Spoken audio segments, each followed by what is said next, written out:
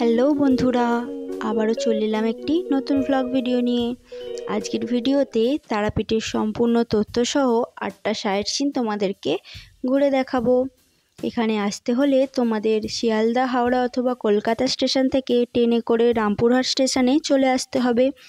এরপর মাত্র 40 টাকার বিনিময়ে তোমরা পৌঁছে যাবে তারাপীঠে। দূরত্ব মাত্র 9 কিলোমিটার। তারাপীঠে পৌঁছে গিয়ে তোমরা যে কোনো হোটেল নিয়ে নিতে পারো।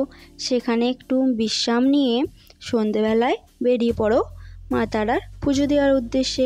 মন্দিরের আশেপাশে বিভিন্ন দোকান রয়েছে, যেখান থেকে তোমরা তোমাদের মতো ডালা কিনে নিতে পারো পুজো দেওয়ার জন্য। বীরভূমের মধ্যে অবস্থিত রয়েছে তারাপীঠ, যা এক সিদ্ধপীঠ দন্তপীঠ নামে পরিচিত। প্রত্যেক দিন এই তারাপীঠ মন্দিরে প্রায় কয়েক হাজার ভক্তের আগমন দেখা যায়। সন্ধ্যের সময় এখানে মা তারার আরতি হয়, যেটা দেখার জন্য ভক্তদের লাইন পড়ে যায়।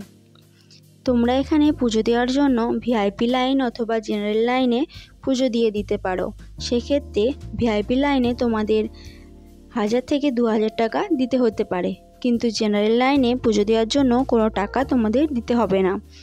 কিন্তু তোমাদের একটু টাইম লাগতে পারে, 1 থেকে 2 ঘন্টা তোমাদের টাইম লেগে যেতে পারে এই জেনারেল লাইনে পুজো দেওয়ার জন্য। এরপরেই তোমরা মায়ের দর্শন পেয়ে যাবে এবং মাকে ভক্তি ভরে মনের মতন করে তোমরা পুজো দিতে পারবে এবং মাকে স্পর্শ করতে পারবে।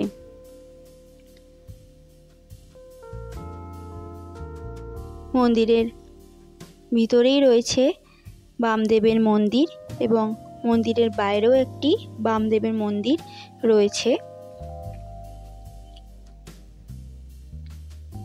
তোমরা চাইলে তারাপীঠে মায়ের ভোগ প্রসাদ নিতে পারো, সেই জন্য তোমাদের সকালবেলায় পুজো দিতে হবে এবং মন্দিরে যে পান্ডারা রয়েছে তাদের সাথে তোমাদের যোগাযোগ করতে হবে।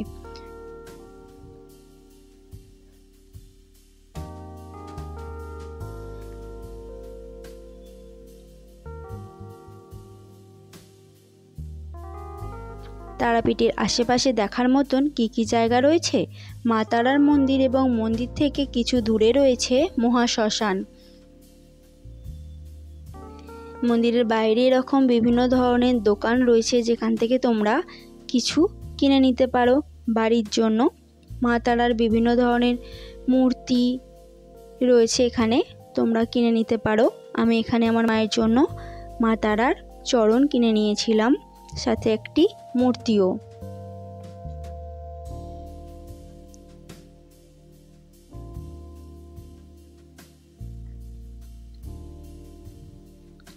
এবং বাড়ির জন্য এখান থেকে প্যাঁড়া কিনে নিয়েছিলাম।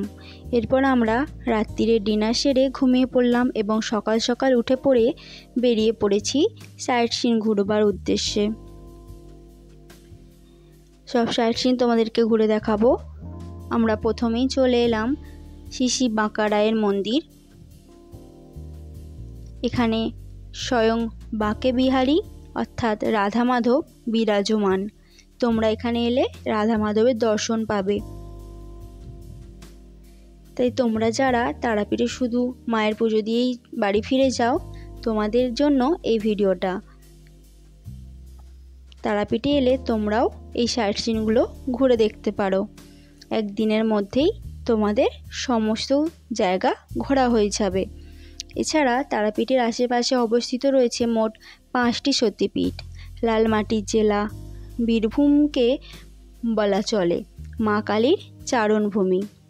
এখানে এলে তোমরা কঙ্কালতলা, বক্রেশ্বর, নলাটেশ্বরী মা, ফুল্লরা এবং নন্দিকেশ্বরী 5টি সতীপীঠ দর্শন করতে পারবে। আমরা 2 নম্বর সাইট সিনে চলে এলাম, যেটা হলো জগন্নাথ মন্দির। অসাধারণ কারুকার্য নির্মিত মূর্তিগুলি এখানে সুসজ্জিতভাবে সাজানো রয়েছে। সিঁড়িতে ওঠার আগে তোমরা এই সুন্দর দৃশ্য দেখতে পাবে। এরপর মন্দিরের ভিতরটা তোমাদেরকে দেখাবো। অসাধারণ সুন্দর মন্দিরটি এবং এখানে মন্দিরের ভিতরে প্রভু জগন্নাথ, সুভদ্রা এবং বলরাম অধিষ্ঠান করছেন এবং তাদের পাশে রাধাকৃষ্ণ রয়েছেন। এবং এখানে তোমরা দেখতে পাবে বিমলা দেবী মায়ের মন্দির। অসাধারণ কারুকার্য নির্মিত এই মন্দিরগুলি তোমাদের মনকে একদম ছুঁয়ে যাবে।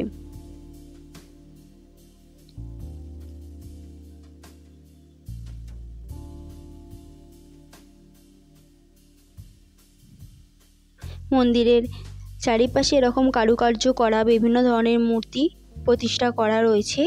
ইনি হলেন মা বিমলা দেবী। এখানকার সমস্ত মূর্তিগুলি কিন্তু পিতলের তৈরি আর অসাধারণ সুন্দরভাবে সুসজ্জিত করে সাজানো রয়েছে। এখানে মা বিমলা দেবীর মন্দির ছাড়াও মা লক্ষ্মী মাতা ও সরস্বতী মাতার মন্দিরও রয়েছে, তোমরা দেখতে পাবে। এটি হলো মা লক্ষ্মী মাতার মন্দির, যেখানে স্বয়ং মা লক্ষ্মী ও সরস্বতী বিরাজমান।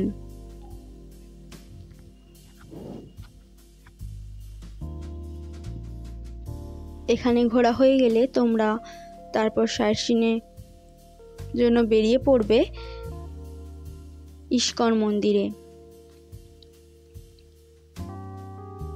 একটা কথা তোমাদেরকে বলা হয়নি, তোমরা তারাপীঠ থেকেই সাইট সিন ঘোরার জন্য বিভিন্ন অটো বা টোটো পেয়ে যাবে। তো তোমরা একটু বার্গেনিং করে নিও। 300 অথবা 500 টাকার বিনিময়ে ওরা তোমাদেরকে সমস্ত সাইট সিন ঘুরে দেখাবে, কিন্তু তোমরা একটু বার্গেনিং করে নিও, তাহলে হয়তো তোমাদের টাকাটা অনেকটা কম লাগতে পারে। তো আমরা এখন আছি ইস্কন মন্দিরে। ইস্কন মন্দিরেরও সিঁড়ির চারপাশে রয়েছে এরকম সুন্দর মূর্তি এবং মন্দিরের ওপরেও রয়েছে এরকম চারুকলা নির্মিত সুন্দর সুন্দর দৃশ্য।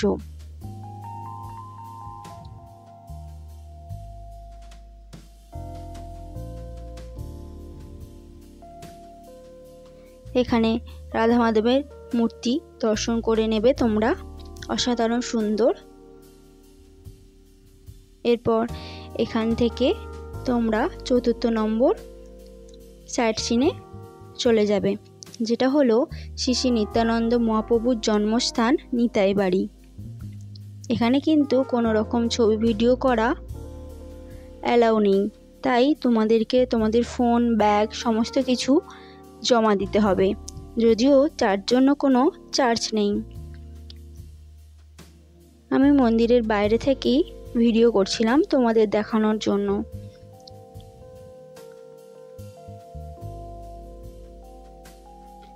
নিতাই বাড়ি হলো নিতাইয়ের জন্মস্থান।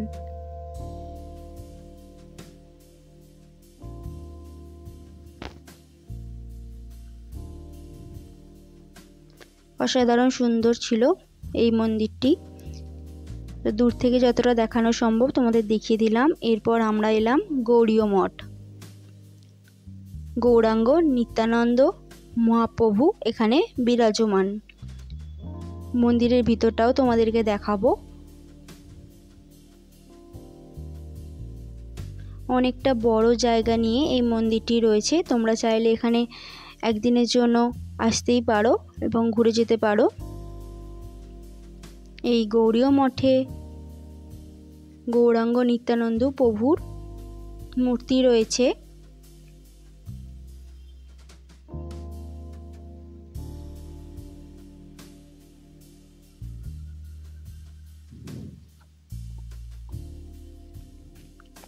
গৌরাঙ্গ নিত্যানন্দ প্রভুকে দর্শন করিয়ে দিলাম তোমাদেরকে।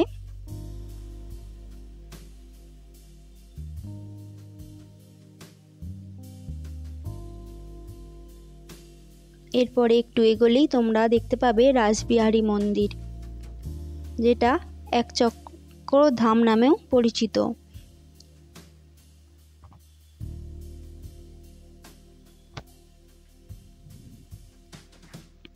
এখানে স্বয়ং জগন্নাথ ও রাধা মাধব রয়েছেন। মন্দিরের শান্ত পরিবেশ তোমাদেরকে খুবই সুন্দর লাগবে।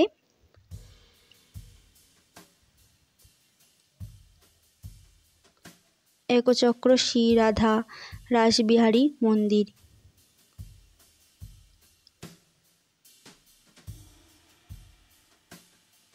এরপর আমরা যাব নিধুবন, যেটা ছিল বৈষ্ণবপীঠ।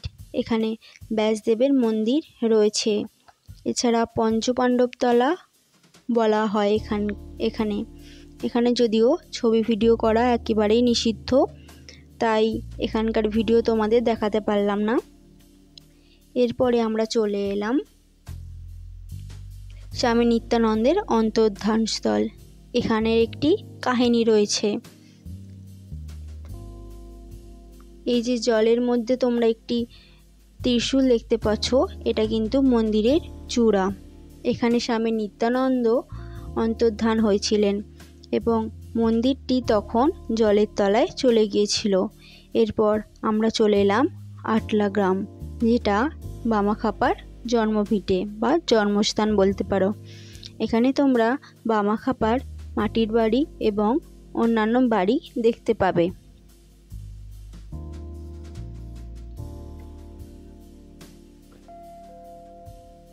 তো আজকে তোমাদেরকে আমি 8টি সাইট সিন ঘুরে দেখালাম।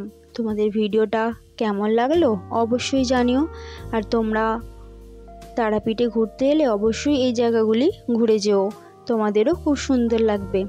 আজকের ভিডিও যদি ভালো লেগে থাকে লাইক কমেন্ট করে আমার পাশে থাকবে আর সাবস্ক্রাইব করে দেবে এরকম সুন্দর সুন্দর ভিডিও পাওয়ার জন্য। নেক্সট ভিডিওতে তোমাদেরকে দেখাবো আরও 2টি সতীপীঠ, যেটা হলো নলাটেশ্বরী, এবং আমরা গিয়েছিলাম এখান থেকে ঝাড়খণ্ডে মৌলাক্ষী মায়ের দর্শনে, সেটাও তোমাদেরকে দেখাবো। সাবস্ক্রাইব করে রেখো দেখার জন্য। Thank you.